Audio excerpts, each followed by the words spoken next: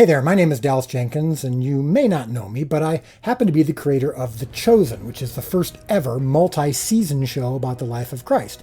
And it's currently in every country in the world. It's been translated in over 50 languages and counting, and it's really grown significantly in the last few months. Well, the story of how this came to be, and the story of actually my personal testimony of what birthed this show out of a really dark time in my life, Daniel heard it and really thought it would be something that would bless you here on this channel. And so he asked me to share it, and I agreed, and I really love his channel and love this DLM Christian lifestyle thing that he's building. And so I wanted to share my story with you, and so let's get right to it.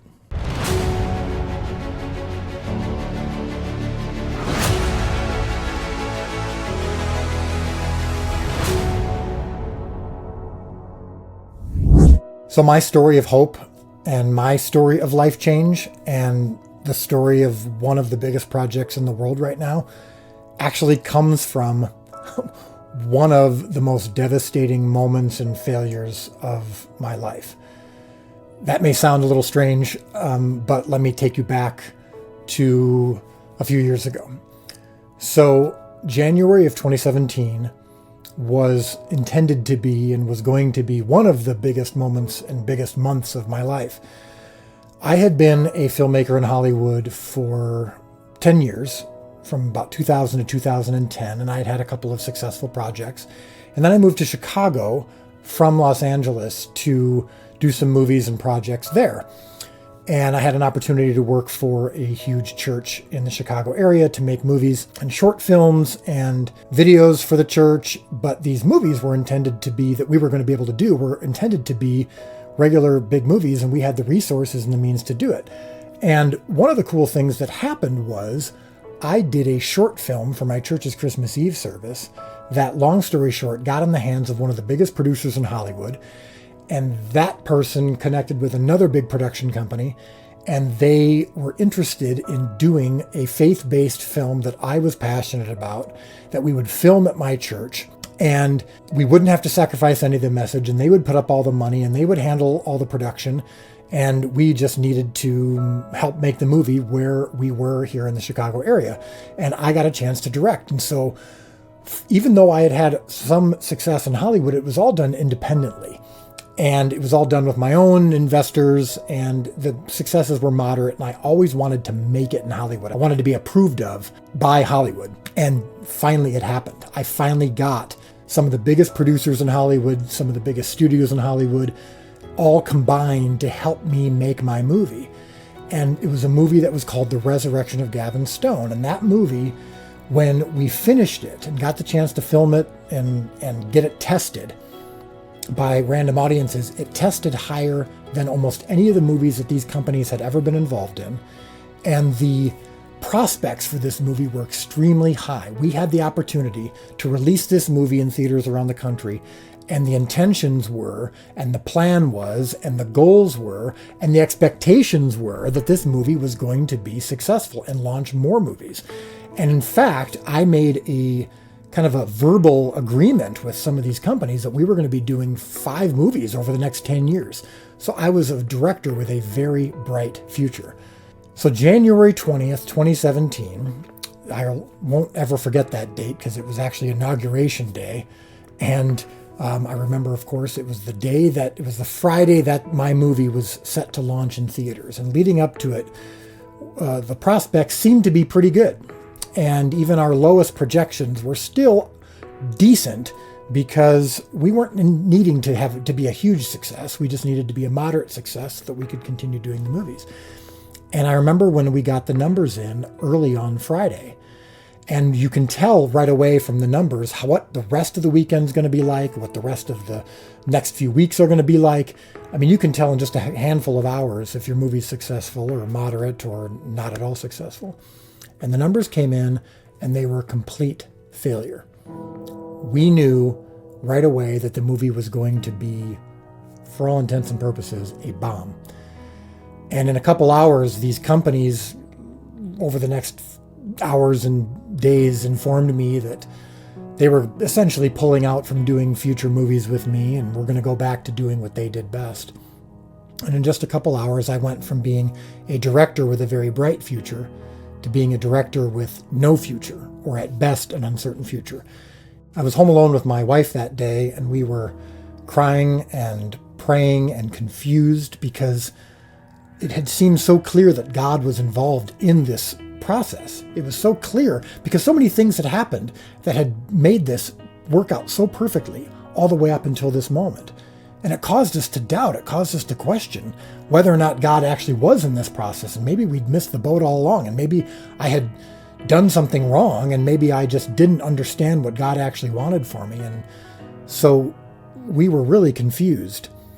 And so while we were kind of praying, and while we split up a little bit, at one point I was in another room, and my wife Amanda was in her own room. And then she came to me and she said, God just laid it very clearly on my heart, almost as clear as if it had been an audible voice. Two things. One was the story of the feeding of the 5,000. And the other was the phrase, I do impossible math. She's like, I don't know exactly what that means. And who knows, maybe it's not even God telling this to me. Maybe it's just my own thoughts, but I feel very strongly about the feeding of the 5,000 in this phrase. And so we went to the story from the Gospels and we read the story of Jesus feeding the 5,000. And we noticed a few things that we had never noticed before, even though we'd heard that story hundreds of times. And one of the main things that we noticed was that the story of the hunger that people had. And when the disciples came to Jesus and told him how hungry they were, it wasn't a surprise to him. In fact, depending on your theology, you can even say that it was actually Jesus' fault.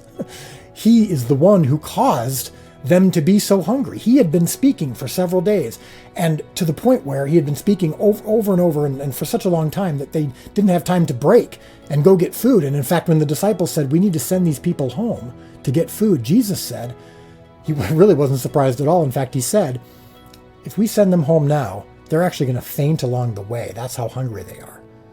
He was actually the cause for the hunger that necessitated the miracle. He got them to a place where the only thing left for them to have their hunger satisfied was a miracle because there was so little food.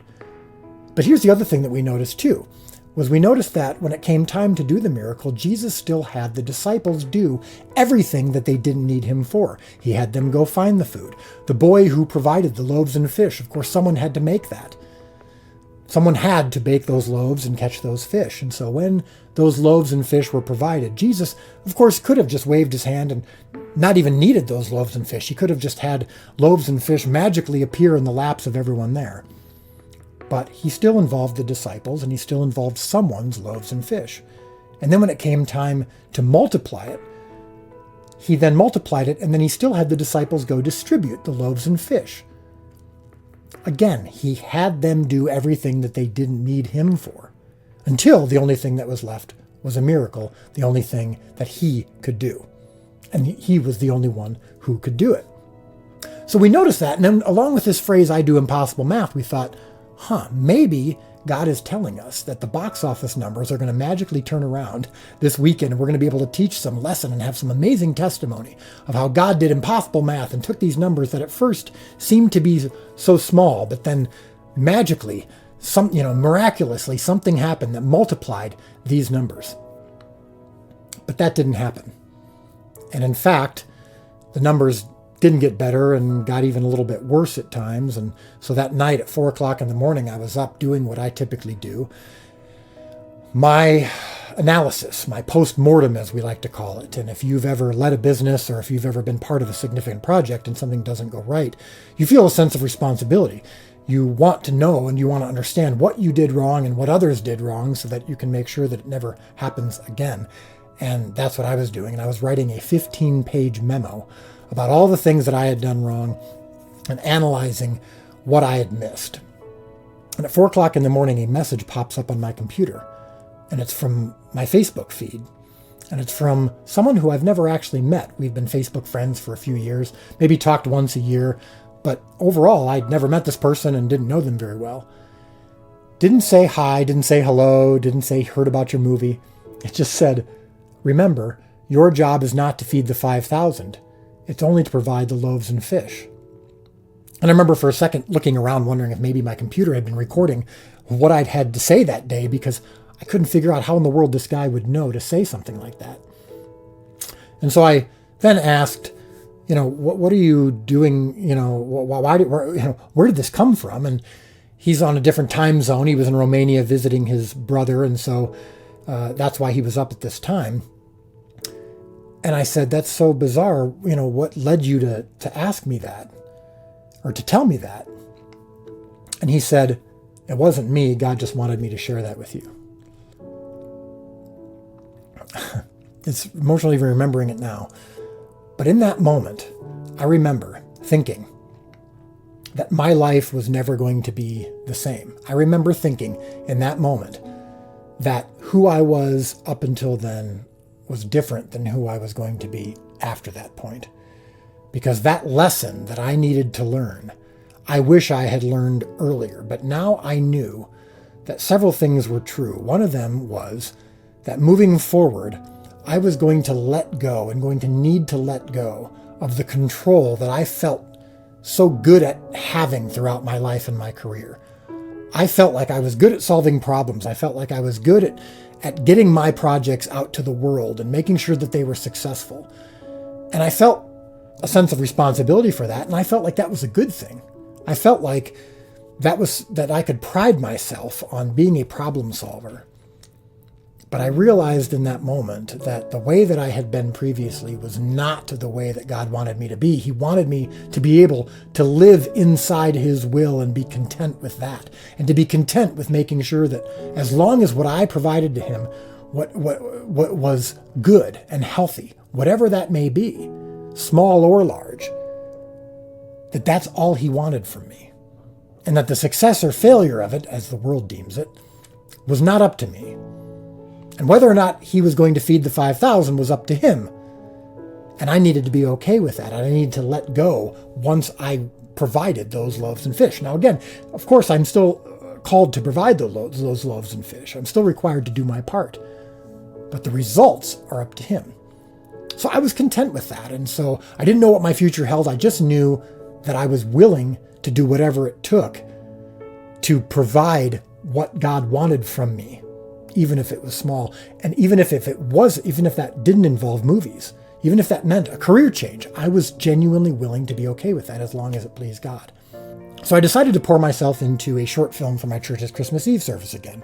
I had this idea for a short film about the birth of Christ from the perspective of the shepherds, looking at the stories of Christ that we know so well, but from a slightly different perspective.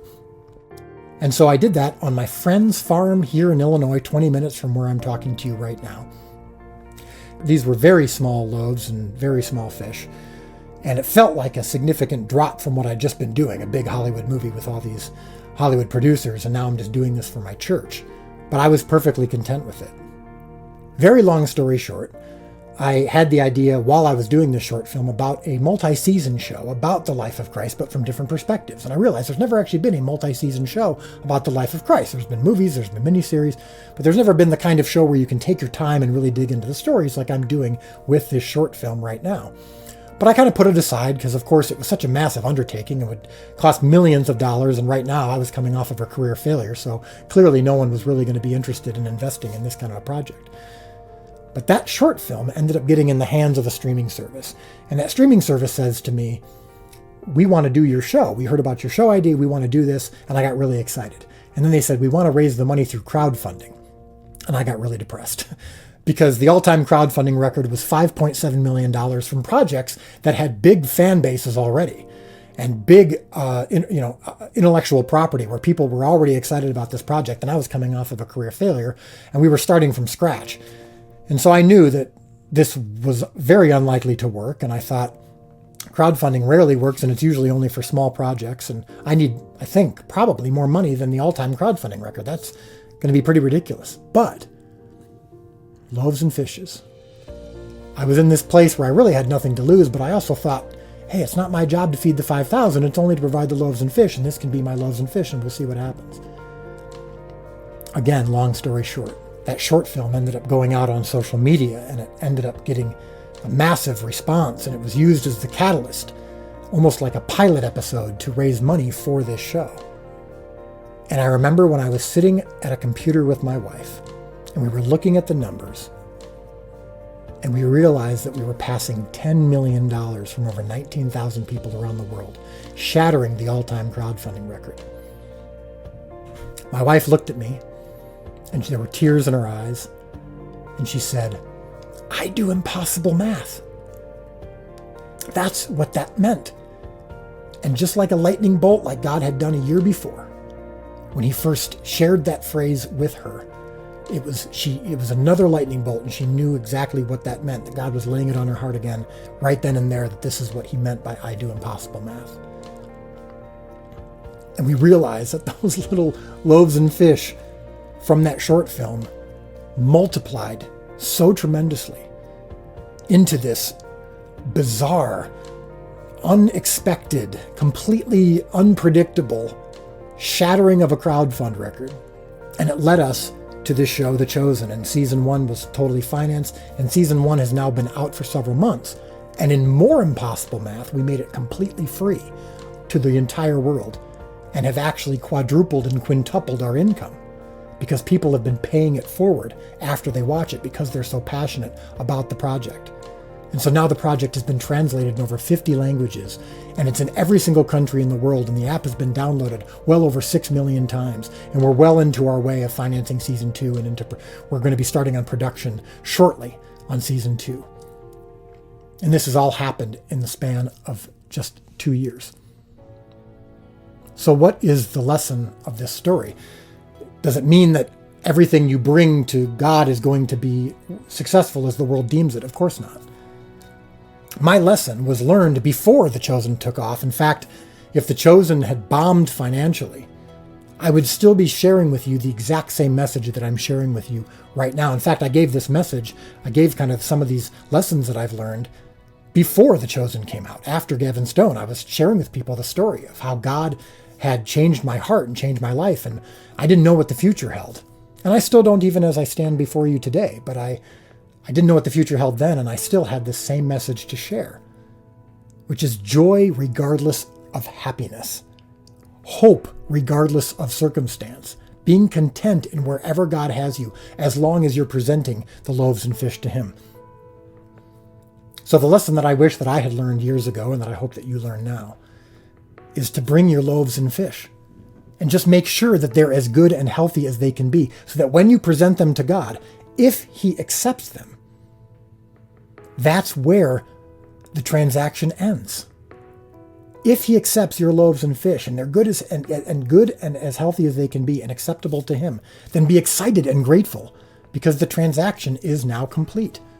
The rest is up to him. That's the story of The Chosen, and that's my story. And I hope it can also be your story. Take my life and let it be considered